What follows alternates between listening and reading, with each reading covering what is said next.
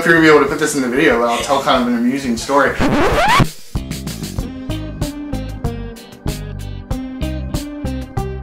My name is Eric B. I'm a tattooer at Ocean Mystique Ink Gallery Tattoo in Virginia Beach. You know, I was one of the kids in elementary school and such, you know, doodled in the edges of the margins of my paper and stuff, and took art classes and did pretty well. As far as getting into tattooing goes, I went to school for graphic design with an emphasis in advertising. Long story short, kind of got into that and didn't enjoy it quite like I thought I would. Found my way into tattooing, got an art portfolio together, went around to some local shops, and lo and behold, here I am now after a 2-year apprenticeship, and now I'm about 10 years into my career. The way people choose their artwork and what they choose to put on their body is, I think, as varied as people themselves. You have people who, you know, have clients who are each piece has to have a sentimental value or mean something. Then you have people like myself who, if it looks cool, then cool, you know, it does the job there. I like funny tattoos, you know, something that make people laugh. Not every tattoo is super serious, but the ones that I guess would be considered more serious than others tend to impact people's lives in a way that is positive, and that's definitely something that kind of is a nice part of the job. You know, it kind of makes you feel better and feel like you're doing something meaningful, I guess, for lack of a better term. One of the most interesting places that tattooing has taken me in terms of actually going and physically doing a tattoo in an interesting spot. I've tattooed at a nudist colony before.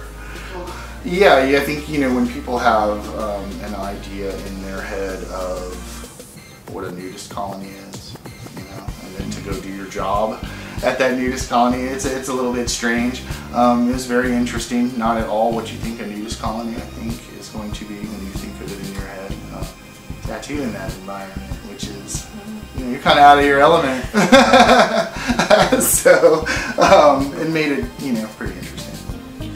It was just a very interesting situation, you know, tattooing at a nudist colony. You see all types of, you know, body types and stuff like that. And I think, you know, at first you're kind of like, oh, it's a little weird, but then, you know, once you're there for 6 hours and everybody's been running around naked and all the body types that you've seen have come through, it's just another day at the office. But it was, you know, very interesting, especially the first time I did it. The first time I did it as an apprentice.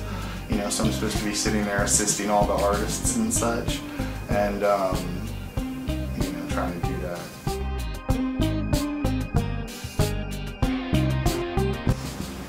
The pandemic was, for me, you know, we came in and basically got told, you know, at the time I think we were going home for 2 weeks or a month or what have you, which turned out to be, you know, slightly longer. It's kind of an impromptu vacation. You know, I kind of took that time to decompress. Honestly, kind of, you know, like I said, impromptu vacation, sat around, worked on a little bit of art. Probably should have worked on more art than I did. I hate to say it, but it was almost, you know, as much as, you know, the world's in upheaval and stuff like that, it was, you know, it was a cool little break. Changed things in terms of tattooing when we came back. You know, I feel like we're a lot more, or at least I, you know, I'm a lot more aware of, not that I wasn't clean before, but hyper cleanliness now.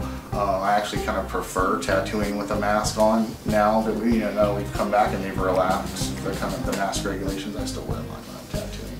When you're not tattooing, you're not making any money. You know, we're all pretty much self-employed and stuff like that, so when it comes to like the medical benefits and stuff like that, we're not like covered by the shop or anything. We're paying for that stuff out of our pocket, and some of us don't even have, you know, things like health benefits and stuff. So I imagine there was a lot of sitting around stressing, you know, where's the money coming from next, this, that, and the other. We all kept in touch with each other to see what was going on and stuff like that, but overall it was a lot of sitting around, drawing, playing video games, working on other creative ventures. You know, yeah. I live by myself, you know, I'm a cat dad, so it's just me and my 2 cats, so we just hung out and tried to make the best of it.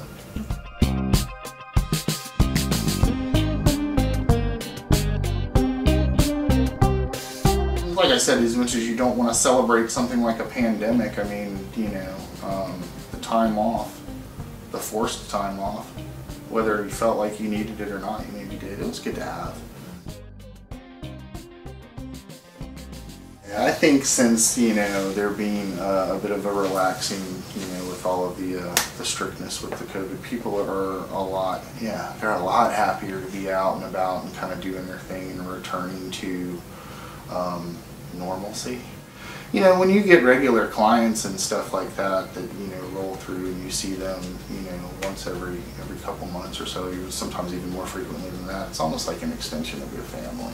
And there were, you know, clients that I would text and be like, how are you doing? You know, just out of curiosity that you've got like a piece that's halfway out in the wind hanging out. You know, you might as well touch base with these people and at least see, hey, how's it going? You know, you're still hanging in there.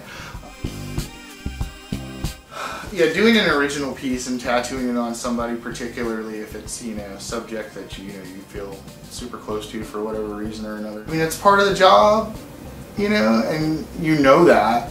But at the same time, yeah, there's definitely been tattoos that I've done on people that I thought were sick for whatever reason or another, and they leave. You know, either I'm jealous that I didn't do it or didn't get it myself, or, you know, it's just like I like the tattoo a lot and I'd like to, you know, see it more. But that's, you know, it's like watching when you're. I imagine it's like someone who raises a kid from like a baby to 18 and then it's like, all right, get out. Yeah, but kind of being hesitant to want to push them out. You have to let it go, but it's you know, super cool when you do run across them in the wild. And it's like, oh, you grew up and see what you made of yourself. Yeah. The tattoo, not the client. But I'm horrible with faces because you know we're focused on the tattoo. I'm looking at the tattoo. I'm making sure, you know, that nothing goes wrong in the tattoo. So I'm not looking at your face too much, particularly with the mask stuff nowadays. So, you know, I'm very familiar with the tattoo, not so much with the client's face. Sorry. So when somebody rolls up on you in public and they're like, "Hey, you did my tattoo," and I feel badly because I don't recognize them. I have to see the tattoo before. You know, let me see it. And then they pull up their shirt or, you know, their pants leg or whatever. And you're like, okay, I remember you. Yeah. That's amazing. Iguana guy.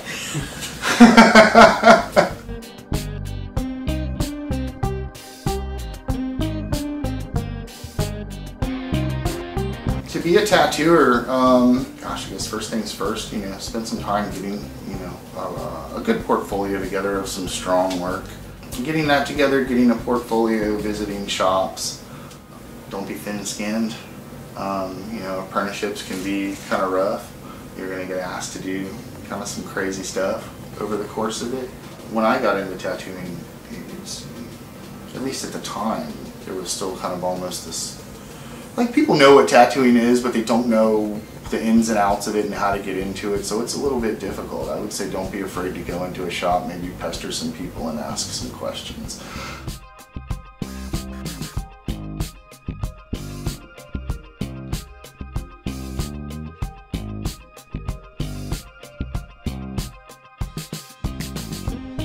I think our biggest fear is that we're going to get replaced by the machine that you just stick your arm in it and then pull it out and 2 minutes later you got it. But that being said, I think there's something to be said for the interaction between a person and another person.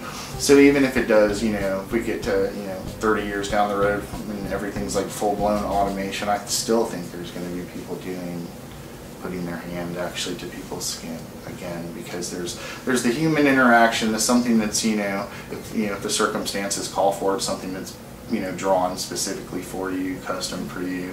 I don't think that's ever really gonna die. Somebody, man, just stepped on my heart. I got to go now.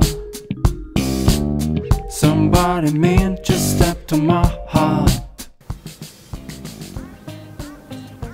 I'll be honest with you, I didn't think about it probably the way you had mentioned it earlier in terms of, you know, being so memorable because you're putting something. Yeah, I mean, now that you know, it's kind of, oh, blows your mind. No, I don't think of myself as being, you know, that memorable because, you know, after doing this for so many years, it becomes just a thing.